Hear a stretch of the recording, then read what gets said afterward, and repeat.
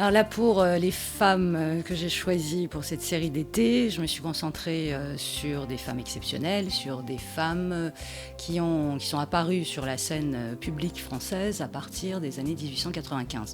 Pour une seule raison, c'est qu'en 1895, les premières femmes à avoir bénéficié de la loi Ferry, donc de l'école libre, gratuite et obligatoire, elles avaient 20 ans. Donc c'est à partir de 1895 qu'on commence à assister à l'émergence d'un féminisme, du premier féminisme organisé et politique. Et je trouvais ça intéressant de l'aborder à travers des individus femmes exceptionnelles et qui ont réussi à s'imposer et à faire ce qu'elles voulaient de leur vie, malgré l'absence absolue de droit.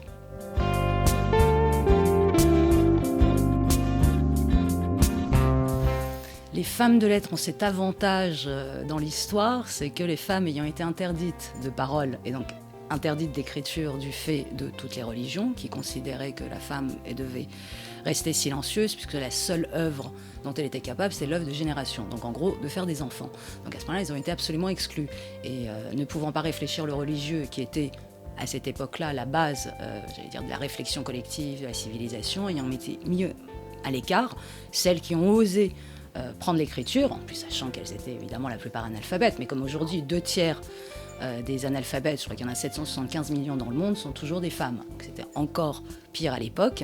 Et elles ont réussi comme ça à s'approprier l'écriture et en faire quelque chose. Donc je trouvais que c'était intéressant, d'autant plus que là j'ai fait le choix.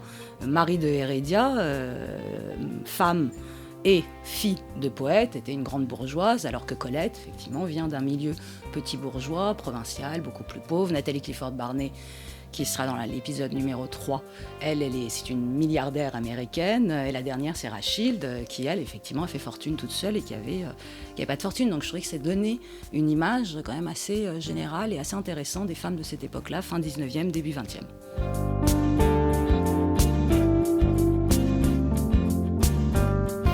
Pour une seule raison, c'est qu'à cette époque-là, ces femmes-là, ces femmes d'hier, nous ont apporté les droits dont nous avons le plein exercice aujourd'hui.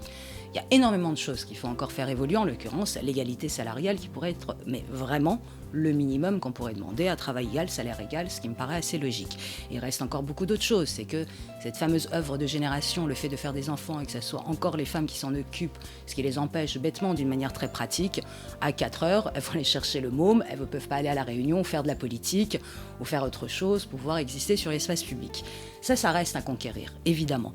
Mais ces femmes-là, elles y sont allées seules, elles y sont allées sans droit, elles y sont allées avec un esprit, avec un courage, avec, une intelligence, rationnellement, et surtout elles sont allées réclamer ces droits-là dans les cours de justice, elles sont allées le réclamer sur la place publique, elles sont présentées à des élections alors qu'elles n'avaient même pas le droit de vote, elles ont même réussi à avoir des gens qui ont voté pour elles alors que c'était interdit. Enfin, à partir du moment où elles ont eu leurs droits, elles sont allées arracher leurs droits comme ça, elles ne pouvaient pas disparaître. Aujourd'hui, je ne pense pas que ni l'insulte, ni la haine, ni surtout pas la haine des hommes, parce que je peux donner mon exemple personnel, mais énormément d'exemples de femmes issues de pays arabo-musulmans où notre indépendance, on l'a gagnée avec nos pères. Donc le fait, tout d'un coup, d'exclure les hommes ou d'en faire des espèces de monstres, sachant que Madame Roland, par exemple, au moment de la Révolution française, était contre le droit de vote des femmes. Le seul qu'il défendait, les deux seuls, c'était Condorcet et Olympe de Gouges, donc un homme et une femme. Et il suffit de lire le texte de Condorcet de l'époque pour voir à quel point c'était non seulement moderne, mais intelligent. John Stuart Mill, un autre penseur du 19e siècle anglais, était pareil pour les droits des femmes.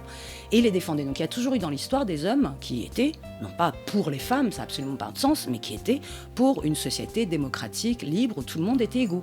Donc je ne vois pas pourquoi je devrais exclure d'une part les hommes d'un combat qui est un combat social qui concerne tout le monde, et d'autre part, je pense qu'on n'a jamais rien gagné, ni en insultant, ni en utilisant la haine comme moteur politique. Et la seule manière aujourd'hui de gagner, c'est d'aller dans les tribunaux, c'est de se présenter en politique et de concrètement faire, la preuve par les faits. On n'existe que ça. On n'existe que par la réalité des faits de notre présence dans les zones de pouvoir, les sièges de pouvoir, et c'est la seule manière. Mais venir gueuler avec des pancartes, moi je suis désolée, j'ai été outrée par la pancarte « Bienvenue à Pédelande » sur la mairie de Paris, ce qui sous-entendait que tous les gens qui bossaient à la mairie de Paris étaient des pédophiles, ce qui est juste honteux. Et ça, c'est irrecevable. Donc regardons un peu le passé, et c'est la seule manière de pouvoir nous créer un avenir qui sera beaucoup plus égalitaire et beaucoup plus intéressant, c'est de se rendre compte d'où on vient, et que les féminismes n'est né ni en 1900 1968, ni après MeToo. Ça fait depuis le jour où il y a eu des hommes et des femmes, les femmes ont toujours été présentes, c'est juste que nous ne les connaissons pas. Et rien que ça, ça pourrait détendre un peu l'atmosphère.